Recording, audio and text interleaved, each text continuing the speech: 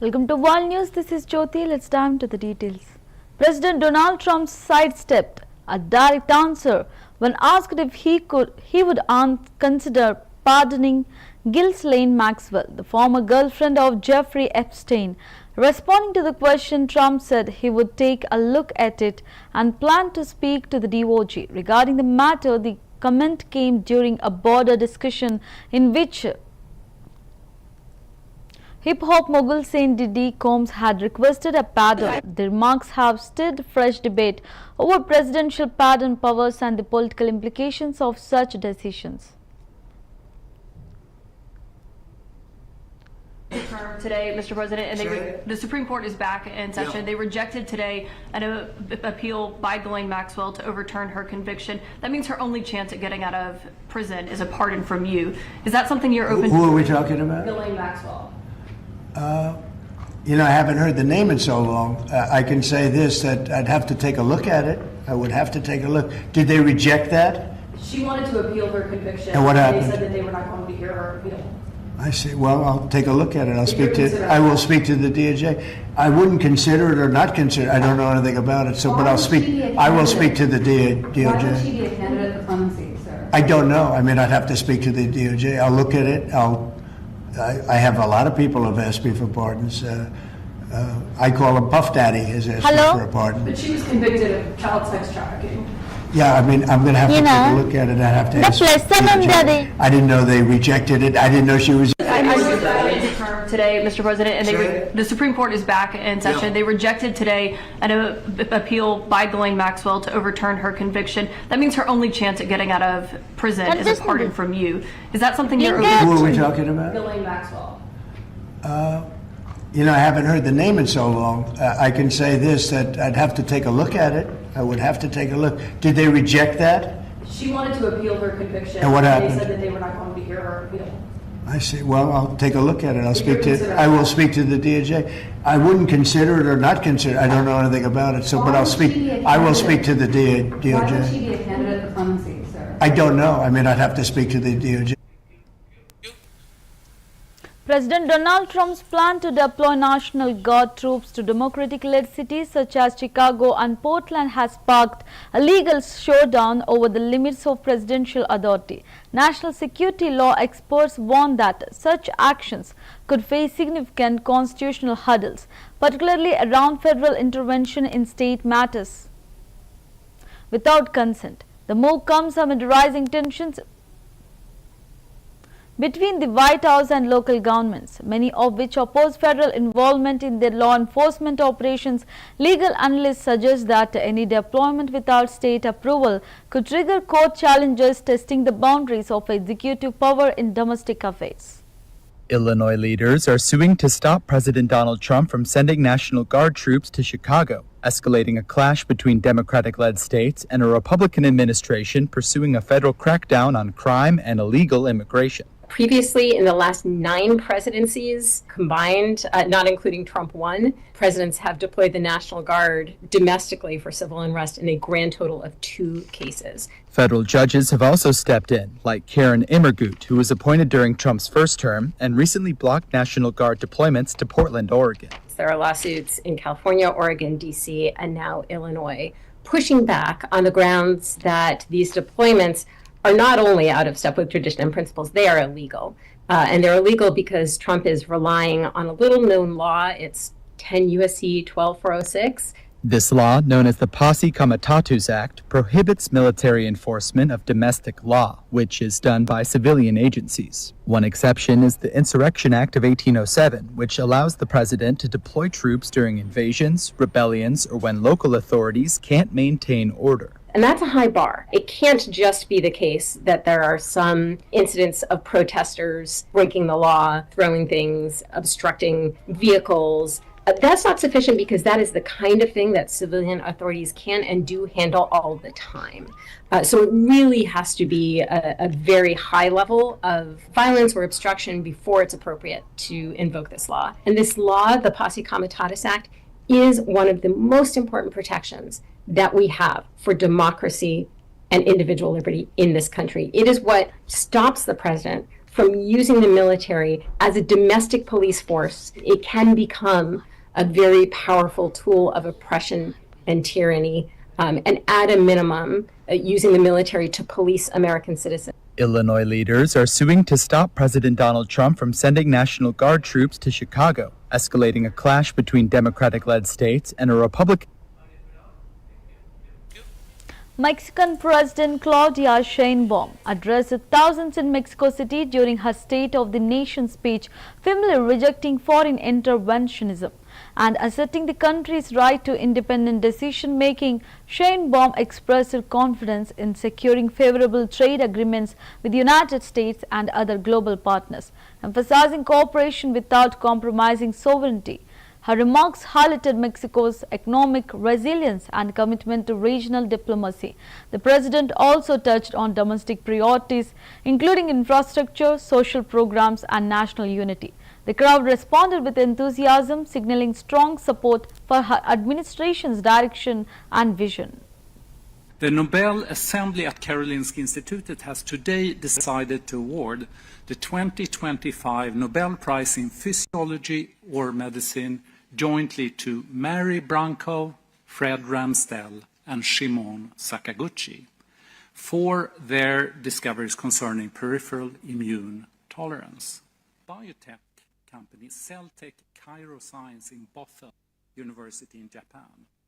The work for which he is awarded was initiated at IT. I was able to reach one of the laureates, and that was Shimon Sakaguchi, who I reached.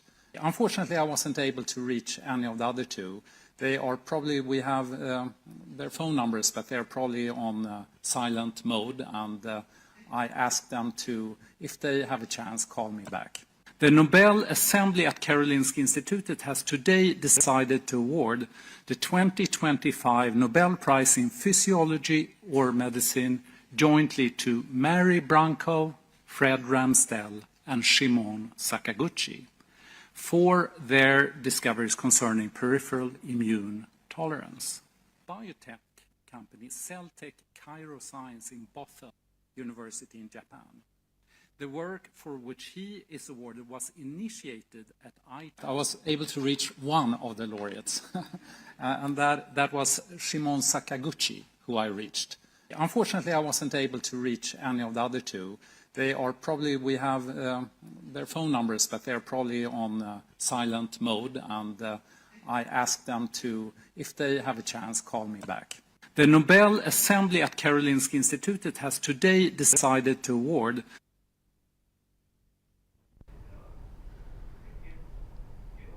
France Prime Minister Sébastien Lecornu stepped down abruptly, resigning less than 24 hours after announcing his cabinet. His resignation comes amid mounting criticism from across the political spectrum, shaking the foundations of the newly formed government.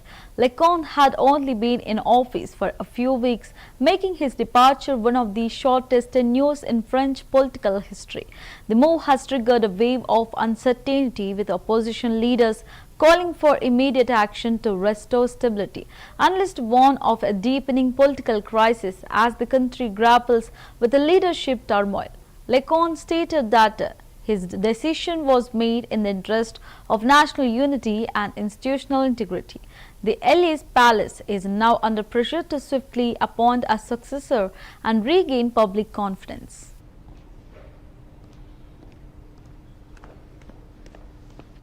En ce lundi matin, les conditions n'étaient plus remplies pour que je puisse exercer ces fonctions de Premier ministre et permettre au gouvernement d'aller devant l'Assemblée nationale demain. Les partis politiques continuent d'adopter une posture comme s'ils avaient tous la majorité absolue à l'Assemblée nationale. Et au fond, je me suis retrouvé dans une situation dans laquelle j'étais prêt à des compromis, mais chaque parti politique veut que l'autre parti politique adopte l'intégralité de son programme. C'est vrai des formations parfois du socle commun, c'est vrai aussi des oppositions. Emmanuel Macron named Sébastien Lecornu Prime Minister in an attempt to diffuse a deepening political crisis. However, the cracks showed almost immediately.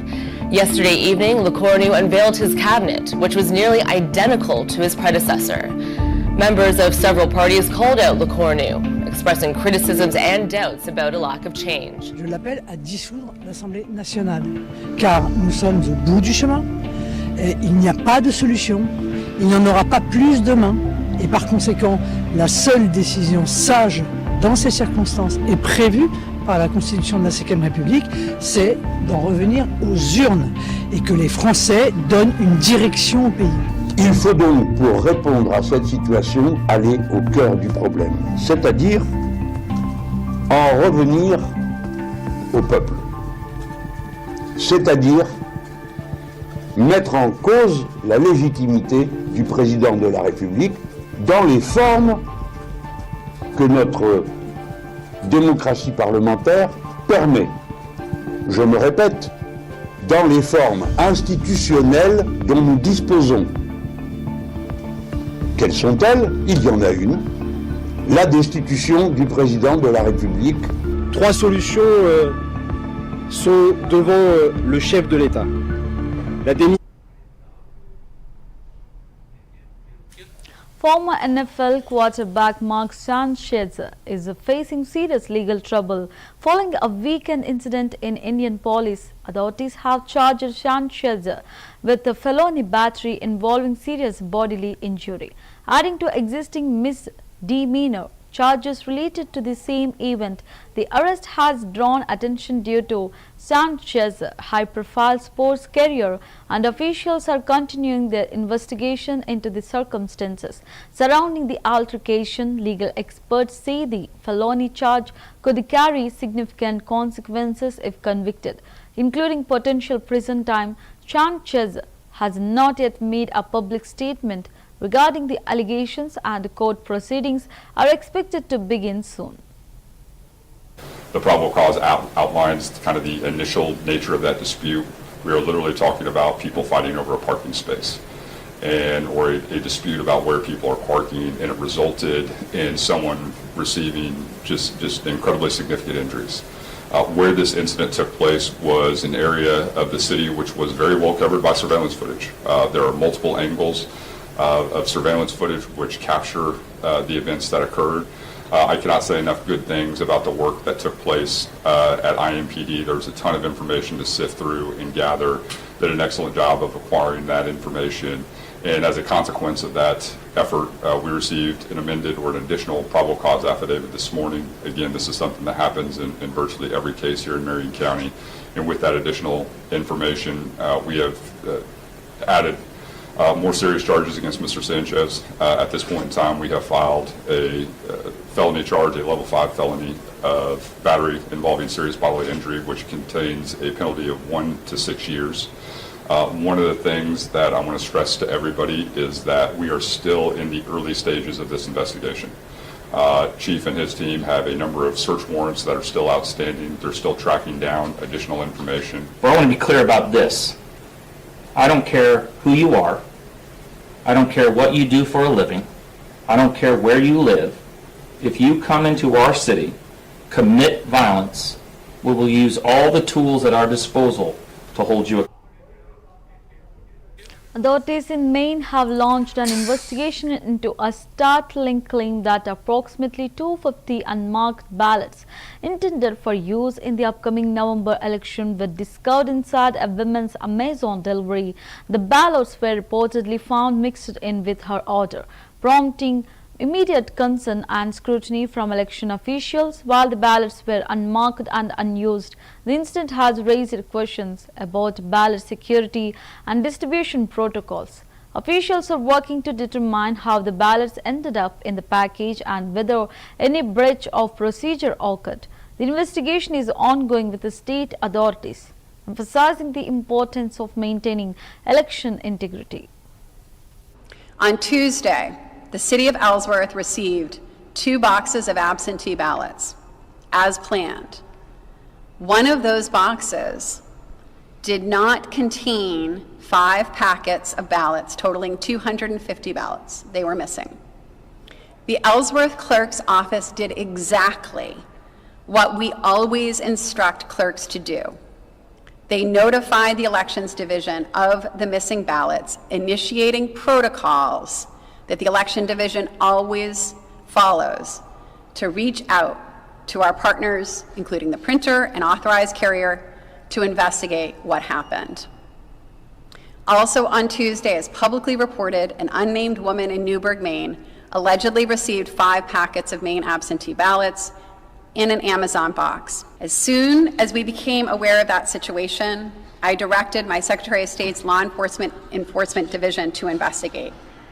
That division is working closely in collaboration with the Maine Office of Attorney General, with the support of Maine State Police, and in collaboration with federal law enforcement partners, including the Federal Bureau of Investigation. Whereas House Minority Leader Hakeem Jeffries sharply criticized the Trump administration on October 6, 2025, stating that the White House has gone radio silent amid the ongoing federal government shutdown. The standoff, now in its 6th day, has sparked growing concern over potential mass layoffs of federal workers and disruptions to essential services. Jeffries expressed frustration over the lack of communication since the last bipartisan meeting, urging immediate action to resolve the crisis. The shutdown continues to strain government operations, with the lawmakers under pressure to reach a deal and restore stability. Good evening, everyone.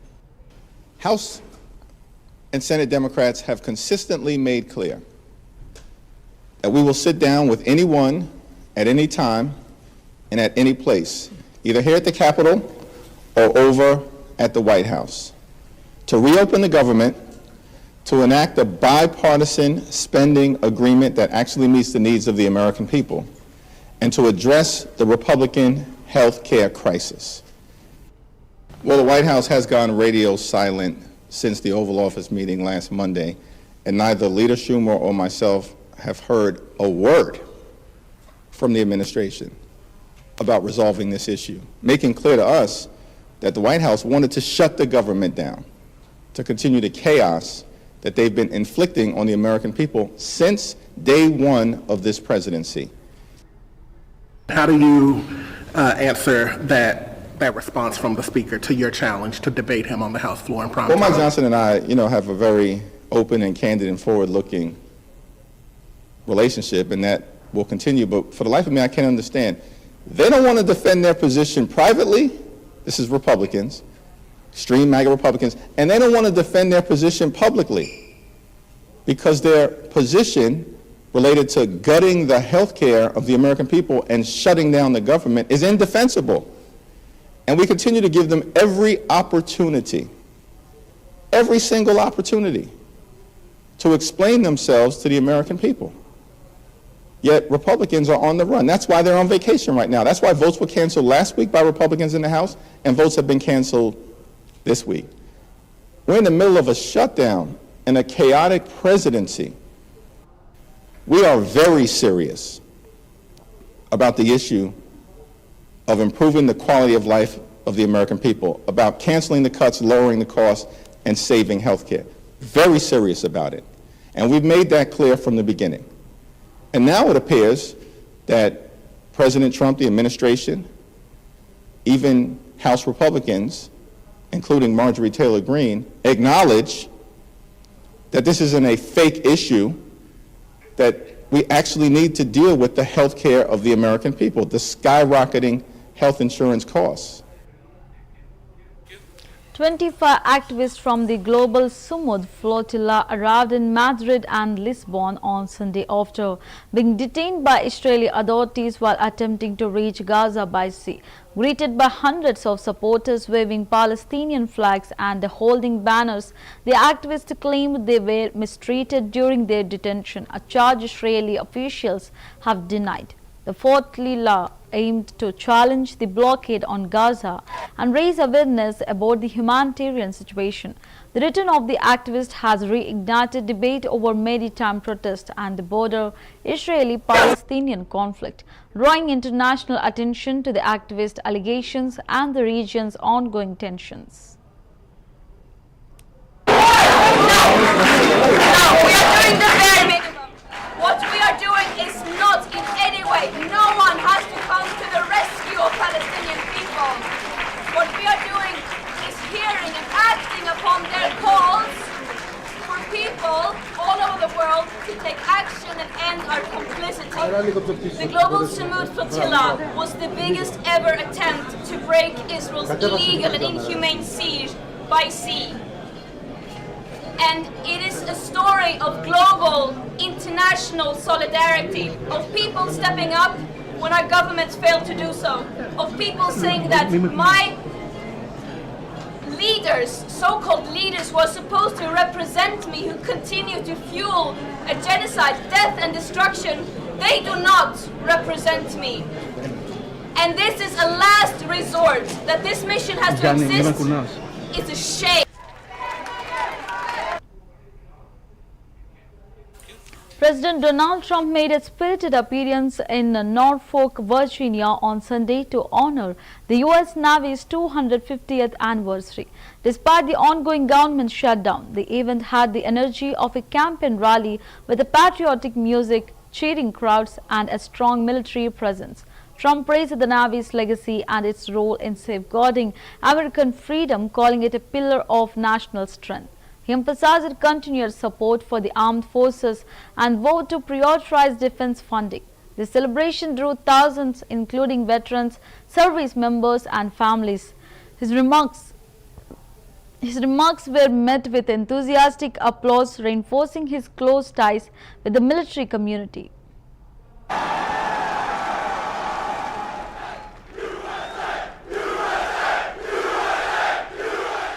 No matter where you go, no matter where you go, no matter what you even think about, there's nothing like the fighting force that we have. Roam the seas, it's called the United States Navy, and there's nothing in the world like it. Nothing, not even close. God. Mary A. Branco, Fred Ramsdell and Shimon Sakaguchi were awarded the Nobel Prize in Medicine for their groundbreaking discoveries related to peripheral immune tolerance.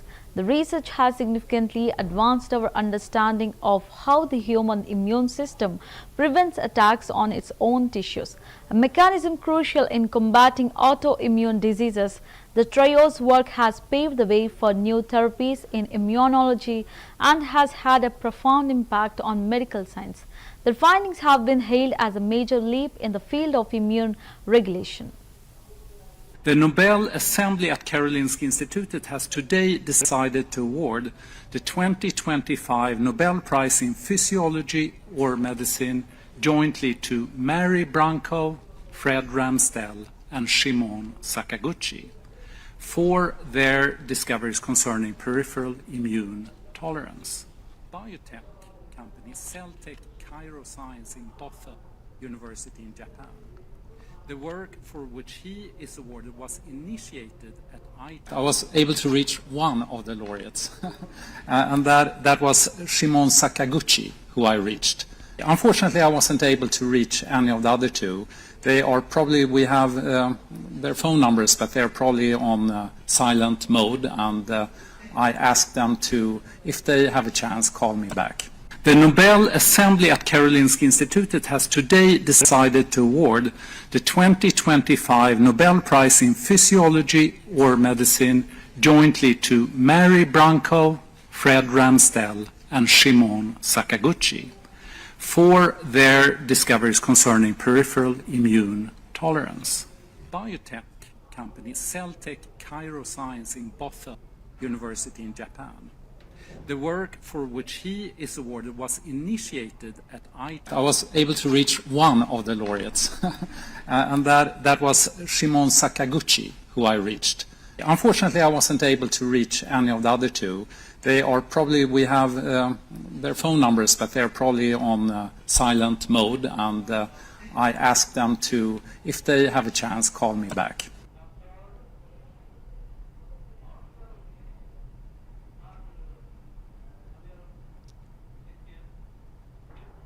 Heavy rains have unleashed catastrophic floods and landslides across eastern Nepal, leaving more than 60 people dead and dozens missing.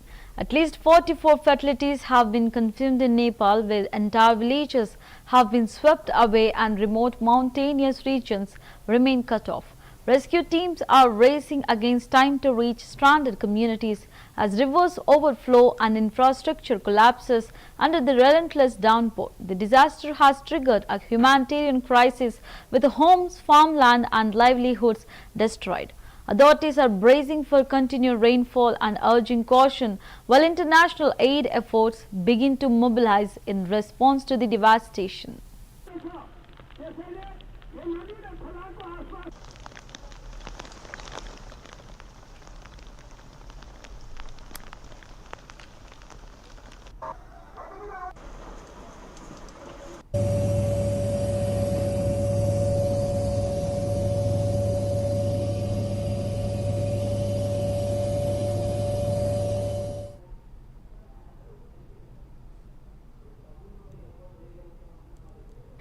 We advised the residents to be on high alert and had deployed the security agencies on.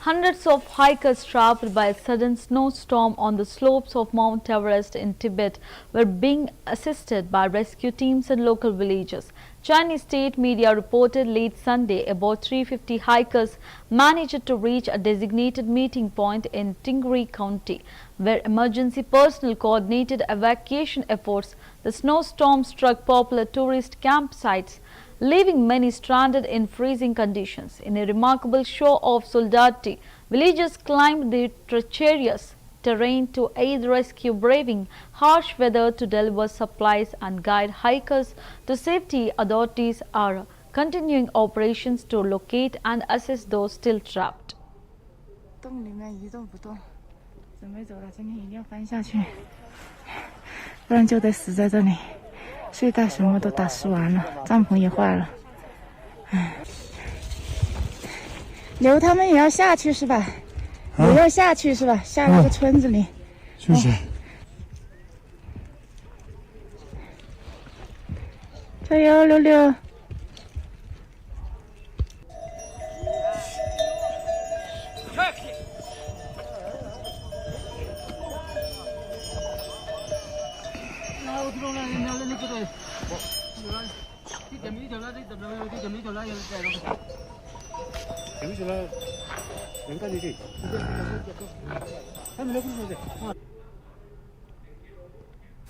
！North Korea's Supreme Leader Kim Jong-un made a high-profile visit to a military exhibition ahead of the 80th anniversary of the Korean Workers' Party. The event featured the Chohyun naval destroyer, symbolizing what Pyongyang describes as the remarkable development of its modernized military.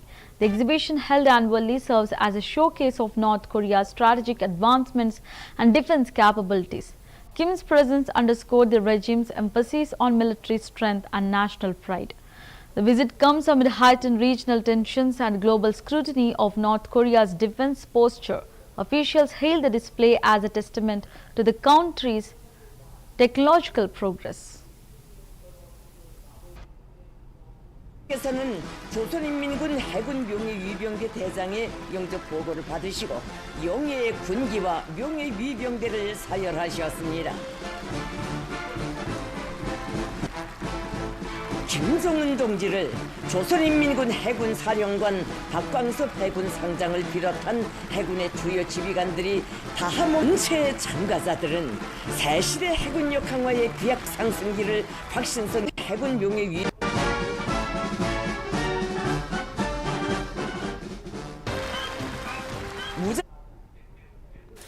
That's the wrap of the world news. Keep watching CVR News English.